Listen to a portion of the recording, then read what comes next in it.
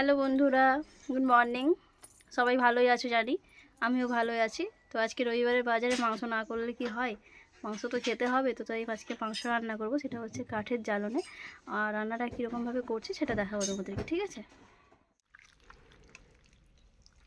মাংসর মধ্যে লবণ, হলুদ, তেল মাখিয়ে নিচ্ছি, পুরো ভালোভাবে ম্যারিনেট করে নিচ্ছি মাংসটাকে।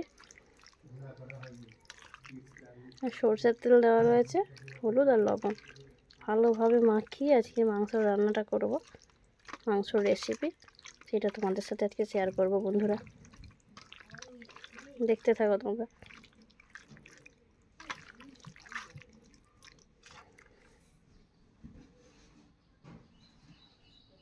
এই যে তখন দেখালাম যে আমি ম্যারিনেট করে মাংসটা রাখা মাংসটা, এই যে অনেকক্ষণ আমি মাখিয়ে মানে হলুদ লবণ তেলটা মাখিয়ে রেখে দিয়েছিলাম, তাহলে লবণটা মাংসের ভিতর ঢুকে যাবে সেই জন্য। আর এখানে যে মশলাটা করে রাখা হয়েছে এটা হচ্ছে আদা বাটা, রসুন বাটা, লঙ্কা বাটা, এটা হচ্ছে মশলা। এরপর রান্না এই যে কুচি কুচি করে পেঁয়াজটা কেটে নেওয়া হয়েছে। আর এখানে এই যে উনান ধরে নিয়েছি, কড়ার মধ্যে তেল দিয়ে দিয়েছি। বলেছিলাম যে উনুনের জালে মাংস রান্না করব, উনুনের জালে নাকি শুনেছি অনেক টেস্টি হয় তরকারি মাংস খেতে। তো সেই জন্য আজকে আমি রান্না করছি, একবার রান্না করে দেখছি তো কেমন লাগে।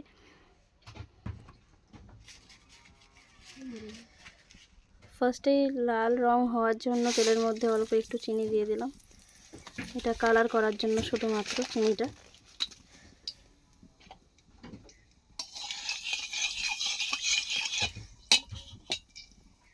এই যে চিনিটা গলে দেখতে পাচ্ছ, এইভাবে যে লাল লাল হয়ে যাচ্ছে, এই যে লাল লাল হয়ে গেলে চিনিটা গলে, এই লাল লালটা হচ্ছে পুরো মাংসটা লাল করতে সাহায্য করবে। এইভাবে একদম লাল হয়ে গেল,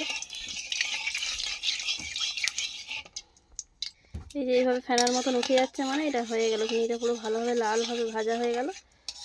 এইভাবে পুরো ফেনার মতন উঠতে হবে, তাহলে মিষ্টিটা হবে না। এরপরে আমি পেঁয়াজ দিয়ে দেবো।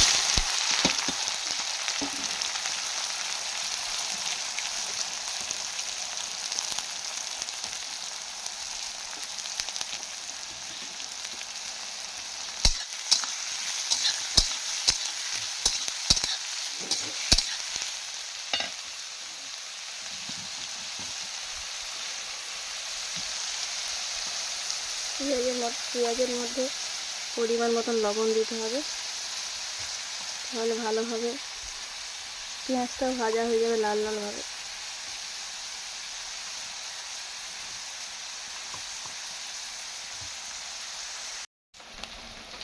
দু চারটা কাঁচা লঙ্কা দিয়ে দেবো,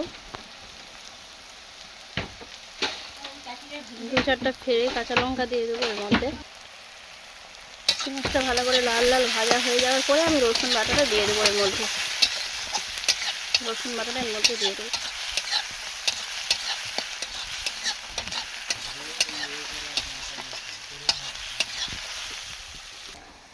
তো লালভাবে পেঁয়াজটা ভাজা হয়ে গিয়েছে দেখতেই পাচ্ছ। এরপরে যে রসুন বাটাটা রয়েছে, এই রসুন বাটাটা দিয়ে দেবো। এই রসুন বাটাটা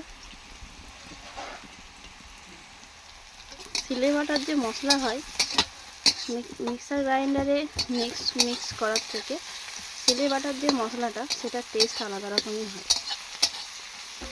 তো রসুনটা ভালোভাবে পেঁয়াজের সাথে ভেজে নিতে হবে, পুরো ভালোভাবে লাল করে ভেজে নিতে হবে। এরপরে পরিমাণ মতন হলুদের গুঁড়ো দিয়ে দিতে হবে। হলুদটা ভালোভাবে ভেজে নিতে হবে, হলুদ গন্ধ ছাড়লে তরকারির টেস্ট পুরো খারাপ করে দেয়। তো হলুদটাকেও ভালো করে ভেজে নিতে হবে। মাংসটা যদি সর্ষের তেল দিয়ে রান্না হয়, এমনিতে রিফাইন তেলের থেকে সর্ষের তেলের স্বাদটা বেশি ভালো হয়। সর্ষের তেলের যে মাংস রান্নার স্বাদ মানে অতুলনীয়, খুব টেস্টি হয় খেতে, খুবই টেস্টি। সবাই হয়তো সর্ষের তেলেই পছন্দ করে, আবার কেউ কেউ থাকে যে রিফাইন তেলেও রান্না করে। তো আমার মনে হয় সরষের তেলের রান্নাটাই বেস্ট মাংসর জন্য অনলি। পেঁয়াজটা রসুনটা ভালো করেই ভাজা হয়ে গেছে, তার সাথে হলুদ। এবার দিয়ে দেবো আমি আদা বাটাটা দিয়ে দেবো। মুরগির মাংসতে রসুনটা বেশি লাগে, আদাটা কম দিলেও হয়। খাসি মাংস যদি করো বন্ধুরা, তাহলে আদাটা বেশি লাগে, রসুনটা কম দিলেও হয়। এবার দেবো, এটা হচ্ছে দেখতেই পাচ্ছ হাতেই, বাবা পুরো লাল লঙ্কা, এটা হচ্ছে সিলে বাটার লঙ্কা। এই লঙ্কা মানে লঙ্কা গুঁড়ো দিয়ে তো সবাই রান্না করে, কিন্তু এই যে সিলে বাটার যে লঙ্কার বাটাটা, এটার তরকারির মধ্যে দিলে টেস্টটা আলাদা হয়, আলাদা রকমের টেস্ট হয়। এই সিলে বাটা লঙ্কা বাটাটা দিলে সিলে বেটে এর টেস্টটা আলাদা রকমের, একটু কষ্ট হয়, হাত জ্বালা করে অনেক কষ্ট, তবে টেস্টটা আলাদা রকমই হয়। দেখতে পাচ্ছি কীভাবে উনুনের আগুন, বাপরে কত আগুন বেরিয়ে যাচ্ছে। এটা অভ্যস্ত নেই এরকম উনুনে রান্না করা, গরমের মধ্যে প্রচণ্ড বেশি পরিমাণে গরম লাগছে। ভালোভাবে একটু ভালোভাবে ভেজে নিচ্ছি, পুরো একদম পুরো ভালোভাবে ভেজে নিচ্ছি। পেঁয়াজ, আদা, রসুন, লঙ্কা বাটা, কাঁচা লঙ্কা ভালোভাবে ভেজে নিতে হবে। যত ভালোভাবে ভাজবে, যত ভালোভাবে কষবে, তত ভালো টেস্টি রান্না। হয়তো আমি অতটা ভালো করে রান্না করতে জানি না, আরও যারা রয়েছে এখানে আমাদের ইউটিউব ফ্যামিলির সবাই আর অনেকে অনেক ভালোভাবে রান্না করতে জানে। তো আমি যেরকমটা জানি আমি ঠিক সেরকমটাই করছি, তো সেটা তোমাদের সাথে শেয়ার করছি। তো এইভাবে ভেজে একদম সুন্দরভাবে, এরপরে আমি অনেকে আছে যারা আলুটা ভেজে করে, তো আমি আলু ভাজে নিয়ে এইভাবে নিয়ে নিয়েছি, সব দিয়ে দেবো। এর মধ্যেই রয়েছে আলু, টমেটো, মাংস একসাথে, সব একসাথে আমি কষে নেব। আলুটা ভাজে নিয়ে আমি আলু এইভাবেই দিয়ে দিই।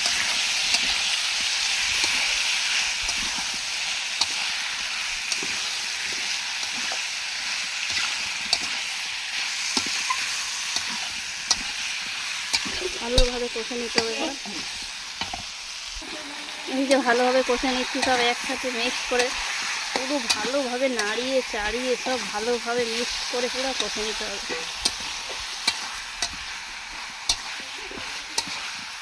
আমার তো মাংস খেতে খুবই ভালো লাগে, কষা মাংস। এটা কষা মাংস কষা কষা করে খেতে খুব টেস্ট লাগে, খুব ভালো লাগে, আমার খুব ভালো লাগে মাংস খেতে। সত্যি কথা বলতে মাছ, মাংস, ডিম আমার তিনটেই খুব ফেভারিট। মাংস খেতে কার না ভালো লাগে, যারা মাংস খায় তাদের সবারই ভালো লাগে মাংস খেতে।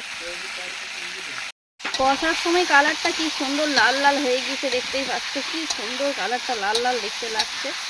এবং এইভাবে কষে নিতে হবে, যত ভালোভাবে কষবে তত ভালো টেস্ট, যত ভালো কষবে তত ভালো টেস্ট লাগবে খেতে। কষার উপরেই রান্না, যেভাবে তোমরা যত ভালোভাবে কষা হবে তত ভালোভাবে খেতেও টেস্ট হবে। এই কড়াতে লেগে যাচ্ছে, হালকা সাইড থেকে অল্প একটু জল দিয়ে দিই। মাংসের যে আঁশ জলটা আছে সেটা মেরে নিতে হয়।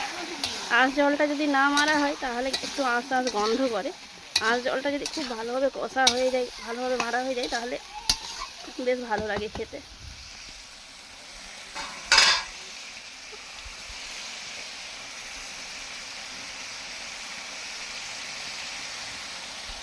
দেখতে পাচ্ছ বন্ধুরা কীরকম পরিমাণে তেল বেরিয়েছে, দেখো কীরকম পরিমাণে তেল বেরিয়েছে। আর এই মাংসটার রঙটাও যেন খুব সুন্দর হয়ে গেছে, খুব সুন্দর রঙটা হয়েছে, খেতে ভালোই লাগবে, খুব টেস্ট লাগবে খেতে, টেস্ট লাগবে, খুবই টেস্ট লাগবে খেতে। জানি না কেমন লাগে, তো দেখে মনে হচ্ছে ভালোই লাগবে। এবার ভালো করে এরকমভাবে কষে কষে একদম কষে নিতে হবে পুরো। বেশি কিছু দিইনি কিন্তু আমি খুবই নর্মাল একদম ঘরোয়া মশলা দিয়েছি, একদম নর্মাল ঘরোয়া মশলা। আদা, রসুন, পেঁয়াজ, টমেটো, কাঁচা লঙ্কা বাটা, হলুদ গুঁড়ো, লবণ, তেল আর অল্প একটুখানি চিনি দিয়েছিলাম তেলে, এটা কালার করার জন্য। আর কিছু কিন্তু মশলা দিইনি আমি। যত বেশি মশলা দিলে তত যেন কীরকম একটা ভিজিয়ে ভিজিয়ে লাগবে। কম মশলার মধ্যেও খুব ভালো হয় রান্না, আর টেস্ট লাগে খেতে। কাঠের জ্বালনে মাংস খাবো বললেই হয় না, কাঠের জ্বালনে যা কষ্ট রান্না করতে, পোড়া গরম, এত গরম, বাপরে যেন মরে যাচ্ছে। সবাই বলে যে কাঠের জ্বালনে খুব টেস্টি হয়। আমি ভাবলাম যে তাহলে দেখি যে কত টেস্টি হয়, আমি নিজে রান্নাটা আজকে করবো। তো কাঠের জ্বালানে রান্না করতে এত কষ্ট হয় সেটা জানতাম না, না রান্না করতে হলে বুঝতেও পারতাম না যে কতটা কষ্ট, কতটা পরিমাণে কষ্ট হয়। ফলে কাঠের জ্বালানে টেস্ট হয়, কষ্টও প্রচুর আছে বন্ধুরা, প্রচণ্ড কষ্ট আছে এই গরমে।